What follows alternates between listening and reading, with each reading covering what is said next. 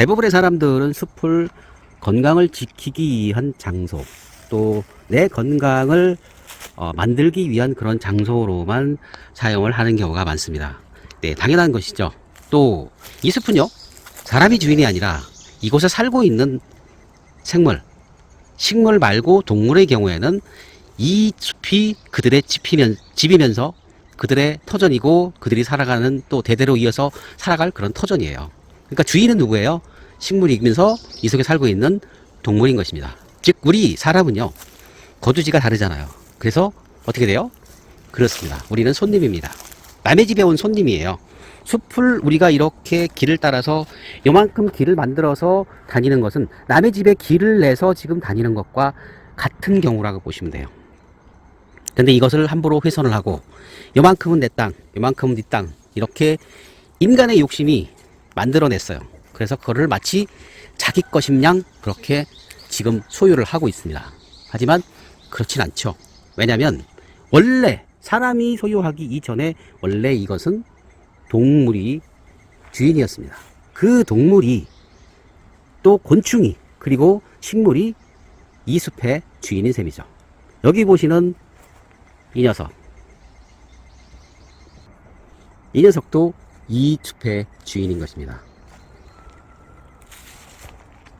이렇게 함부로 길을 내고, 남의 집에 길을 내고, 또 이곳을 훼손을 하거나 이렇게 나무를 자르거나 하는 행위, 물론 쓰러지긴 했습니다만은 함부로 자르거나 하는 행위는 실질적으로 폭행이라고 보셔도 되는 것이죠. 숲의 보존, 숲을 보호하자는 그런 이야기는 수도 없이 많이 나왔습니다. 전 지구적으로 보게 되면 식물의 허파인 아마존, 그리고 인도네시아, 말레이시아 내지는 이런 열대우림이 굉장히 많이 파괴가 되고 있고, 그 열대우림의 파괴는 지금이 아니라 앞으로 굉장히 큰 재난으로 다가올 수 있다라고 얘기를 하고 있습니다. 작게 얘기해서 우리 동네에 있는 옆에 있는 야산이 없어지는 것 자체가 어떻게 보면 내가 숨을 쉴 수 있는 그런 부분들이 조금 더 열악해진다 라고 볼 수가 있는 것이죠. 자, 저는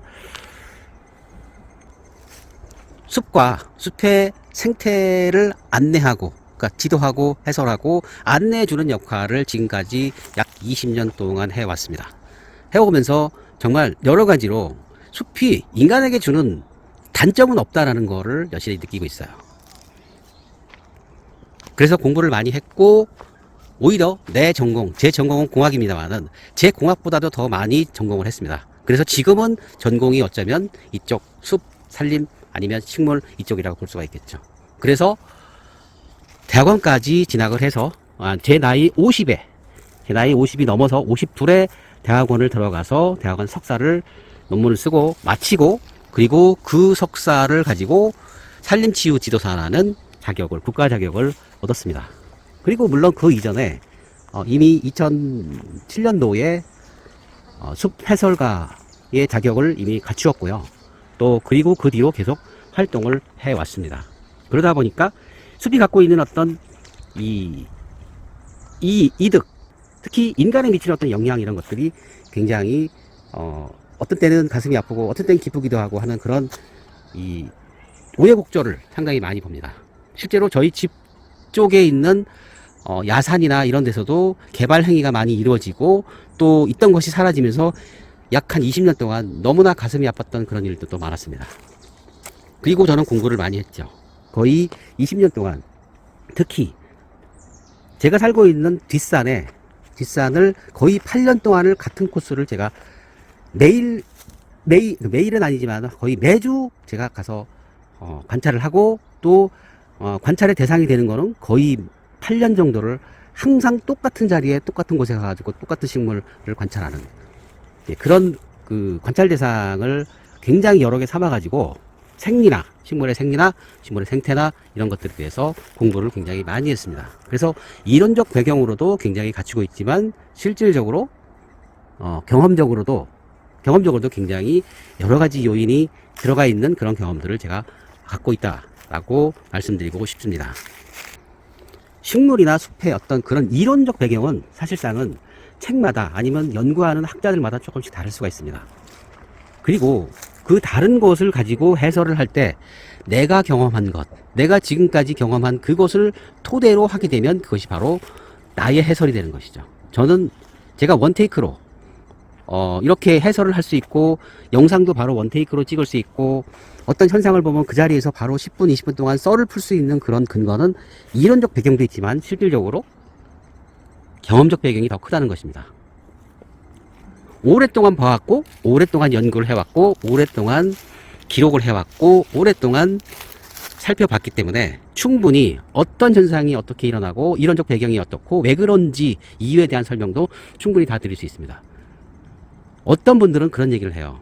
거짓말하지 마세요 라고 얘기합니다. 하지만 저는 그분은 제가 경험한 걸 경험을 못했기 때문에, 그리고 보지 못했기 때문에 믿지 않습니다. 하지만 저는 경험을 했습니다. 그렇기 때문에 당당하게 그분들한테 얘기를 할 수 있는 것이죠. 그분들은 얘기합니다. 이론상으로는 그렇게, 그것은 아닙니다, 거짓입니다 라고 얘기합니다. 하지만 이론이 다 100%가 다 들어있지 않습니다. 이론은요, 일반화 시킨 것입니다. 특별하게 되어 있는 것들은 일반화해서 다 빼버렸어요. 그러다 보니까 책에는 정말 아주 평범하고 일반화된 것만 있고, 그 내용에 대한 특별한 것들은 아예 빠져 있습니다. 그것이 바로 책입니다. 그것이 책의 오류예요.